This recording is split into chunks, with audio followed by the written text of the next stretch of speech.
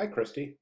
Okay, let's go ahead and take a look. So this is excellent. The written rationale is really, really clear, and that's fantastic. I mean, the takeaway for me just from the writing is that you're informing graphic designers that giving them tips on how to design to reach the Gen Z target.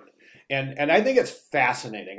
I really do. It's so relevant to what we study, and I love that connection that you're making. A graphic designer speaking to graphic designers. I love it. It's a really cool approach. Everything here is making great sense, and so let's just right now we're just going to jump straight to the infographic, or I'm sorry, the sketches, and let me give you my reactions. Okay, so as I said, I'm going to set this up by saying again in summary that the takeaway that I'm getting here is that you are informing graphic designers the best ways or how the considerations of designing for Gen Zs. Okay, so let's go ahead and take a look. So what do we see? I think this. I don't think this is effective. This is a basic timeline. And what you're saying is that these are all the things that have contributed to Gen Z behavior, right?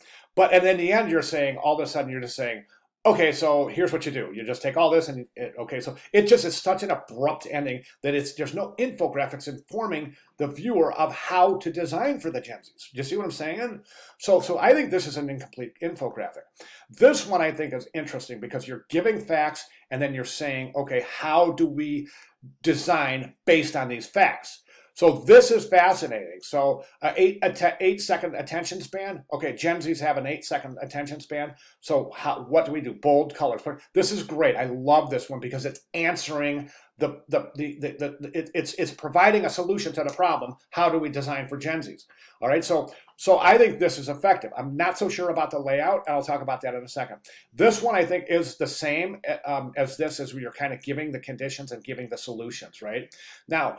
My main thing is this is how we want to make this as interesting as possible. And right now, I'm just not seeing enough infographic material. If we take a look at this whole poster right here, this whole poster, I'm seeing 1, 2, 3, 4, 5. These are icons, so these wouldn't even be considered infographics. We really only have 4 infographics on this whole poster. To a very, very high degree, infographics will capture the attention and hold the attention of the viewer, provided they happen to look as super engaging. Think about what your content is saying and follow your own advice. So make these super engaging. The more infographics you include in the poster, the more propensity that the viewer will have to want to stay and hang around in here for a few minutes and really take a look at things. Make it fun. That's one of the reasons infographics are so effective, is they're fun. They're engaging to look at. They're so much more engaging than just reading facts. So, and that engagement locks the retention. Okay, so the attention levels are increased exponentially with infographics as opposed to a general, flowcharts or only text. We know that, right? So we need to make these posters as super, super interesting as possible. And the best way to do that is to take your facts and visualize them.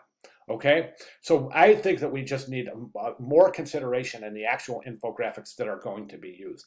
Other than that, it's a great start. I think you've got all the considerations in line here, and I think you're set up for success. But let's just really take this to the next level and really start planning on the poster, the layout, and how engaging can we make this with the use of interesting and effective infographics within the poster used to visualize the data. Okay. Okay. Good. Great job. Great start, Kristi. If you have any questions, please let me know. I'll be glad to make any necessary clarifications. All right. Great. Thank you very much.